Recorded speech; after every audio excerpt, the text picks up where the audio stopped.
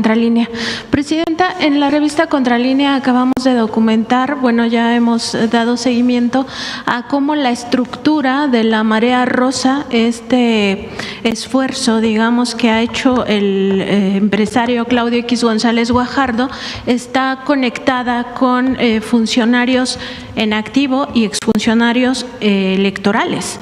Es decir, hay unas estructuras dentro de la propia Marea Rosa que se conectan directamente con expresidentes del IFE y del INE. Ellos de hecho fueron voceros y oradores en diferentes momentos y los están reactivando por todo el tema de la reforma electoral, entre ellos pues Lorenzo Córdoba, José Goldenberg, Luis Carlos Ugalde y Valdés Zurita. Además existe una conexión directa con funcionarios en activo dentro del INE y del Tribunal Federal Electoral. En ese sentido pues queda claro que, por ejemplo, quien fuera pues uno de los colaboradores de Felipe Calderón y ahora es magistrado electoral, Reyes Rodríguez Mondragón, pues está conectado a esta Marea Rosa a través de una asociación civil que se llama Personas Sumando en 2025. Esta asociación civil ahora busca convertirse en partido político, Somos México, y también tiene conexión con 6 consejeros del Instituto Nacional Electoral. En ese sentido llama la atención cómo estas estructuras de derecha pues están conectadas con el aparato electoral y son los mismos que promueven una campaña para decir que en México hay una dictadura, que no somos un país democrático, y al mismo tiempo quienes pues buscan no tener democracia son ellos. Esta asociación civil Personas Sumando en 2025 es la que presentó el amicus curiae en contra de la elección judicial que se falló la semana pasada. Y pues también preguntarle, Presidenta, en este sentido, ¿cómo observa esta hipocresía de estos personajes que hablan de dictadura cuando en realidad quienes no quieren la democracia y están muy conectados todavía con el Instituto Nacional Electoral y con el Tribunal Electoral del Poder Judicial de la Federación a través de este magistrado, pues tienen todavía estos discursos? Aquellas manifestaciones que se basaron mucho en la mentira, la verdad, de la Marea Rosa. ¿Por qué digo en la mentira? Porque después hubo muchos de ustedes y muchos reporteros que preguntaban en las marchas, oiga, ¿por qué vino? Bueno, es que van a desaparecer el INE. No, pero el INE no se va a desaparecer, va a seguir siendo autónomo, nada más que ahora se va a llamar Instituto Nacional Electoral y de Consultas, creo era. Y entonces sustentaron todas esas manifestaciones en que al INE lo querían desaparecer, cuando a lo mejor iba a cambiar de nombre frente a esa propuesta, pero nunca se planteó que iba a dejar de ser autónomo un instituto que llevara a cabo las elecciones. De aquellas manifestaciones, pues a las últimas que han tenido, que han sido como muy chiquitas, ¿no? Ahora pues lo que quieren es convertirse en partido político. ¿Quiénes están ahí?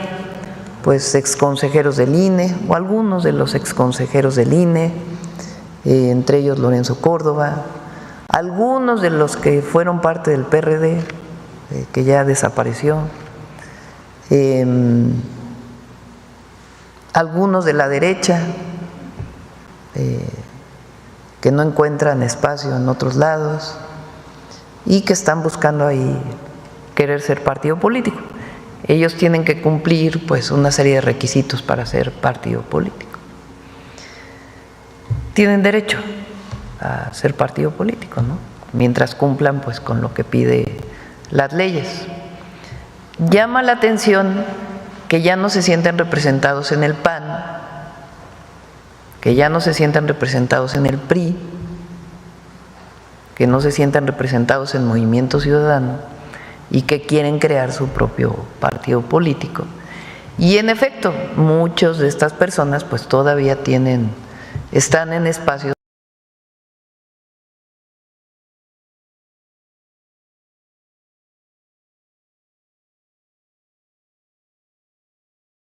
de decisión en el Instituto Nacional Electoral, que no tiene nada de malo querer ser un partido político, en el marco de la legislación mexicana.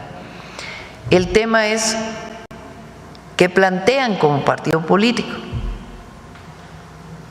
porque yo no he oído ninguna propuesta, más que sigan los pluris. No, porque si van a hacer un partido político que supongan saca el 4% de la votación, pues ¿qué es lo que quieren? Pluris. Entonces que sigan los pluris. Que no desaparezca el INE, pues nadie está planteando que desaparezca el INE. Que México no sea autoritario, pues México no es autoritario. Hay más democracia ahora que cuando ellos fueron presidentes del INE. He puesto aquí el ejemplo muchas veces de Ugalde, que ahora ya se fue a Harvard a dar una cátedra sobre los gobiernos populistas, pero fue quien se opuso terminantemente a que se abrieran todas las casillas y que fue parte fundamental del fraude electoral del 2006, siendo presidente del INE.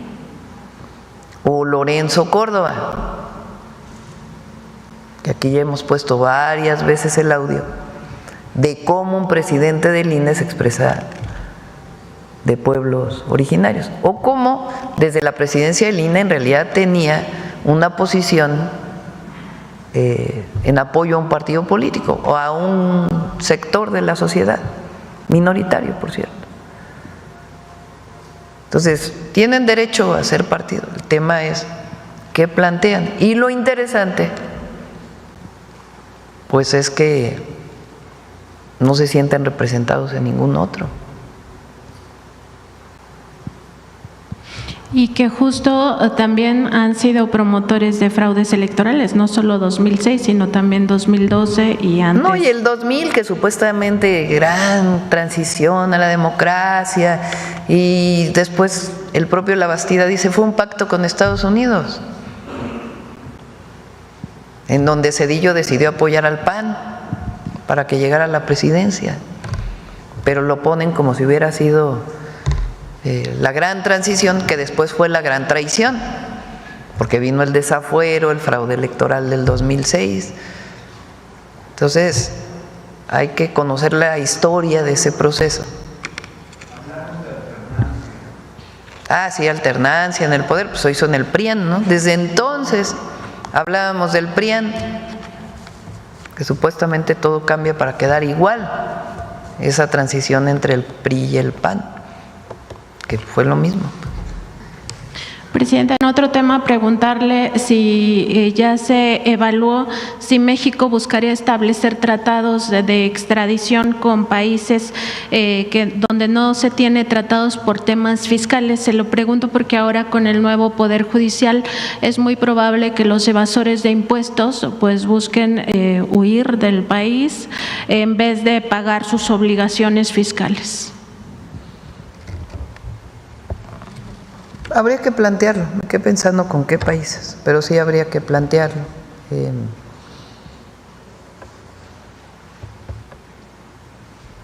No creo que se vayan a paraísos, vamos a ver, pero no creo, la verdad. Están pagando la mayoría de los empresarios, la gran mayoría de los empresarios están pagando sus impuestos. Todavía, como dije el otro día, hay factureros que va a pagar impuestos y para eso vamos a hacer una serie de reformas para evitar que ocurra esto. Por ejemplo, hay veces que crean una empresa y la desaparecen unas horas después. Pues esto ya no se puede permitir, ¿no? Cuestiones de este tipo que ponen trabas a este proceso de facturación falsa para no pagar impuestos. Pero la verdad la mayoría está pagando sus impuestos, pues por eso hay la recaudación que hay. Hay algunos que todavía se niegan, ¿no? Vamos a ver.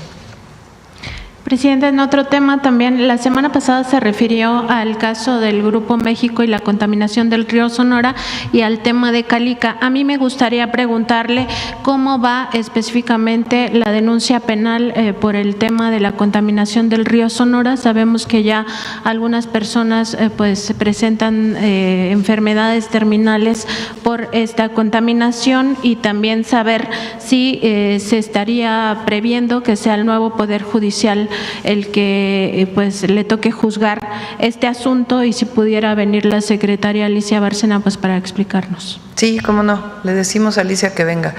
¿Qué estamos planteando? Trabajando con las comunidades, porque es cuando ocurrió el incidente de la contaminación del río por parte de Grupo México, en la época de Peña, se hizo un fideicomiso en donde se depositaron recursos para la remediación de suelos, de agua, y para construir hospitales y incluso un laboratorio y varios temas. Antes de irse Peña, cierran ese fideicomiso y quedan muchas obras inconclusas que la comunidad quiere que se terminen. Entonces hay un grupo de trabajo que está hablando con Grupo México de manera muy transparente a partir de las peticiones que hacen las comunidades para que se terminen los hospitales, haya el seguimiento epidemiológico de toda la población, se remedien los suelos, haya un sistema de medición de calidad del agua de manera permanente, haya un laboratorio que se pedía desde hace mucho tiempo para poder darle seguimiento a la población que pudo haber recibido contaminación de este episodio o que puede seguir contaminándose porque hay suelo contaminado, y todas las remediaciones que tienen que hacerse asociadas con esto. Entonces se está trabajando en ello, en la búsqueda de que Grupo México pues acabe de pagar todo lo que tiene que pagar por este accidente o incidente que hubo. Entonces se está trabajando en ello, esperemos que pues se llegue a un acuerdo, porque más allá de la denuncia penal y que pueda terminar alguien en prisión, pues lo importante es que haya la remediación y el seguimiento epidemiológico y que la población de esa zona que vive cerca de la mina pueda vivir sanamente, ¿no? Ese es el objetivo. Entonces en eso estamos trabajando con Grupo México y no vamos a hacer nada que no quiera la población. Y en el caso de Calica, mencionaba la semana pasada, Presidenta, que está en un panel internacional este asunto. Preguntar también cómo va la defensa. Ahí sabemos que no es propiamente la Secretaría de Medio Ambiente, sino más bien la Secretaría de Economía. Preguntar si también se pudiera dar alguna información por parte del secretario Marcelo Ebrard. Por supuesto, le pedimos que informe, y también lo dije muy claramente que nos buscó la empresa al gobierno de México para ver si podía haber algún acuerdo. Entonces les planteamos muy claramente que no podían seguir explotando la mina, que los impactos ambientales de eso pues eran muy graves y además no habían cumplido con el impacto ambiental. Entonces plantearon la posibilidad de que hubiera otra cosa en ese terreno que pudiera ser parte del plan de manejo. Entonces está evaluando la posibilidad de un desarrollo turístico de bajo impacto en la zona, que pudieran desarrollar ellos, pero ya no la mina, sino otro esquema que tendría que tener también su propio impacto ambiental, y el funcionamiento del puerto, que ellos tienen la concesión que se les dio hace mucho tiempo. Entonces está trabajando en ello para ver si se puede llegar a un acuerdo.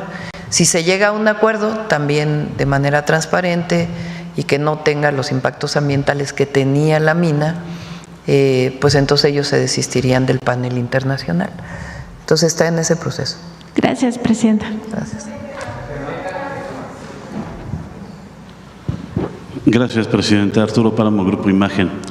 Quiero regresar al tema de la declaración de culpabilidad de ayer que hizo Ismael Zambada.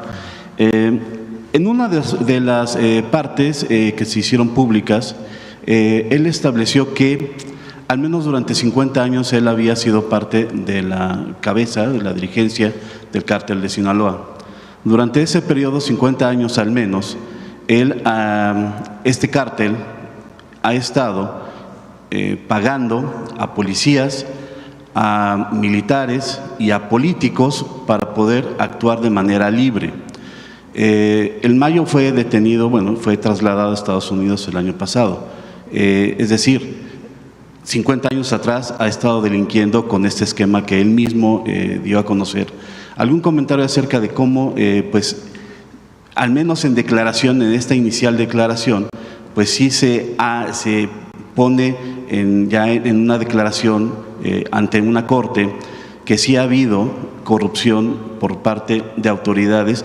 Él habla de todos los niveles, desde al menos el año pasado hacia atrás, Presidenta. ¿Algún comentario acerca de esto? Pues tendría que haber una denuncia, ¿no? O sea, porque puede decir este tema, pero ¿a quién le daba dinero? De acuerdo con lo que planteó, pues tendría que haber una denuncia, ¿no? En particular. Sería parte de la investigación seguramente. Ahora, una de las declaraciones también que hizo ayer el abogado del Mayo es que lo que sabe el Mayo se lo va a llevar el Mayo. Esto suma también a la falta de cooperación del gobierno de Estados Unidos, es decir, estamos ante la posibilidad de que no se conozca en realidad qué alcances tenía esta colusión de autoridades, de militares, de policías, con el crimen organizado, Presidenta. Lo que sabemos es lo que ustedes saben el día de ayer. Lo que menciona el abogado en su entrevista cuando sale del juicio y después lo que declaran las autoridades de Estados Unidos. Entonces, eso es lo que sabemos, igual que ustedes. La decisión que toma este personaje, el Mayo, con sus abogados y que comunica el abogado, y después las declaraciones de las autoridades de Estados Unidos. Eso es lo que nosotros tenemos conocimiento. En la conferencia de prensa posterior que dieron autoridades de Estados Unidos también se hace hincapié en que el Mayo morirá en la cárcel en Estados Unidos, Presidenta. ¿Algún comentario también acerca de esta declaración? Digo, parece muy a la ligera, pero vaya, el hecho de que no haya compartido con el gobierno mexicano la situación, pues los alcances de este tema, ¿le llama usted la atención, Presidenta? ¿Por qué no? Yo creo que les toca a ustedes, más que a nosotros. Nosotros obviamente hacemos ¿a qué me refiero hoy? Lo que sigue, todavía no digo. ¿Cómo fue que el Mayo llega a Estados Unidos? La detención del Mayo. Sí, porque hay que analizarlo todo. ¿Cómo es que llega a Estados Unidos?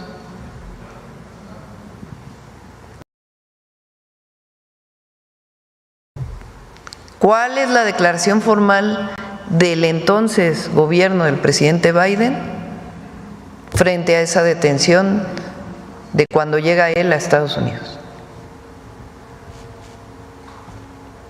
Su declaración de culpabilidad, las declaraciones de su abogado y las declaraciones de las autoridades. Yo creo que vale la pena analizarlo. Nosotros, nuestro gobierno, tenemos una estrategia que tiene que ver con dos grandes temas: la atención a las causas que provocan la delincuencia y particularmente la delincuencia organizada, atender a los jóvenes, y la otra, cero impunidad. Cero impunidad. Y en ese trabajo estamos todos los días. Pero lo que ocurrió ayer, desde la detención de esta cabeza de un grupo delictivo hasta su detención, hasta lo que ocurrió ayer, es algo que vale la pena analizar. Gracias. Hay otro tema también que tiene que ver con seguridad que surgió ayer en Estados Unidos. Stephen Miller, asesor de seguridad del presidente Donald Trump, hizo una disertación acerca de la inseguridad que se vive en algunas ciudades de los Estados Unidos que están siendo víctimas de la delincuencia organizada. e hizo el símil de que son como la Ciudad de México, que está gobernada por el crimen organizado. Me imagino que merece una respuesta de parte de ustedes, si es que la Ciudad de México o alguna otra ciudad en México está gobernada por el crimen organizado, presidente. Hoy mismo en la reunión del Gabinete de Seguridad, le pedí a la Secretaría de Relaciones Exteriores y a la Secretaría de Seguridad que le hagan llegar a este asesor de la Casa Blanca, a Stephen Miller, las cifras de la Ciudad de México, porque a lo mejor no las conoce. La reducción de homicidios en la Ciudad de México del 2018 a la fecha es casi del 60%. La reducción de delitos de alto impacto, cada vez hay menos delitos. Sí hay temas y evidentemente hay que atenderlos, nadie dice que… pero no es lo que a lo mejor imagina esta persona. Entonces es importante que él conozca lo que se ha hecho en la Ciudad de México desde que estuvimos nosotros y ahora el trabajo que está haciendo Clara Brugada, que es muy bueno. Ella, además de las tareas de inteligencia, investigación y de colaboración que tiene con el gobierno de México en todo este proceso, pues ella está reforzando los cuadrantes de seguridad. Puso 2 patrullas por cuadrante, está haciendo un trabajo de seguimiento, de supervisión permanente de la policía y el trabajo de territorios de paz e igualdad que le llama a ella. Entonces, hay un trabajo muy importante para atender la seguridad en la ciudad. La percepción de seguridad pues ha aumentado mucho en la ciudad o ha disminuido la percepción de inseguridad. Entonces vale la pena hacerle llegar también el número de ciudadanos estadounidenses que viven en la Ciudad de México, que son un número muy importante, que probablemente él no tenga esta información. Entonces hay que hacerle llegar la información para que sepa pues que hay un muy buen trabajo para atender la inseguridad en la Ciudad de México. ¿Este reporte se enviará personalmente o será público? A través de Relaciones Exteriores, y sí, se puede hacer público con los datos que tiene el sistema de seguridad. Gracias, presidenta. Y otro tema, ayer tuvo usted una reunión con los ministros de Medio Ambiente de América Latina y el Caribe. Se reforzó la idea de que México, bueno, el planteamiento de que México está en la ruta de reducir las emisiones de carbono hasta en 35%, si bien entendí. ¿Esto va en curso, presidenta, con lo que se está haciendo con el gobierno o hay algo que se esté interponiendo, no sé, las licitaciones para las plantas de energía, la complejidad para construirlas, no sé, o va todo viento en popa, presidenta? Se está actualizando el Plan Nacional de Cambio Climático. Recientemente se hizo una publicación y ahora lo estamos actualizando. La reducción de emisiones de gases de efecto invernadero tiene que ver con reducción en el transporte, reducción en la generación de electricidad, reducción en el sector agrícola, captura de carbono, es decir, mayor reforestación, el programa Sembrando Vida. Entonces se está actualizando el programa nacional o el Plan Nacional de Cambio Climático para poder pues definir ya con el análisis cuándo se va a cumplir la reducción de emisiones y qué medidas se están tomando. Gracias. Y por último, no sé si me puedan comentar la secretaria o la directora, estas 2 plantas que se van a construir en Baja California, me imagino que estarán cerca de los núcleos, digo en Baja California Sur, no sé si estarán cerca de los núcleos más grandes, es decir, Los Cabos y La Paz. En La Paz hay una planta que genera bastante contaminación para la ciudad de La Paz. ¿Esta cerraría? Se van a sustituir algunas de las de combustión interna. Se iba a plantear una planta más grande de combustión interna y ahora esa va a ser más pequeña y se va a sustituir con solar. Toda esta energía que se genera va para todo Baja California Sur, que es un sistema prácticamente aislado.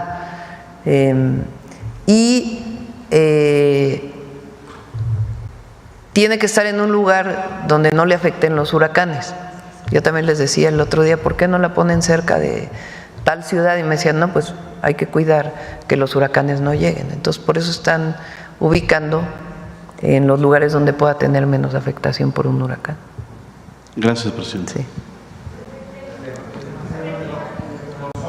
En pocas palabras, es en sustitución de planta de diésel. estas plantas solares. O sea, en vez de que haya una planta de diésel nueva, va a ser una pequeñita de diésel y la mayor parte solar.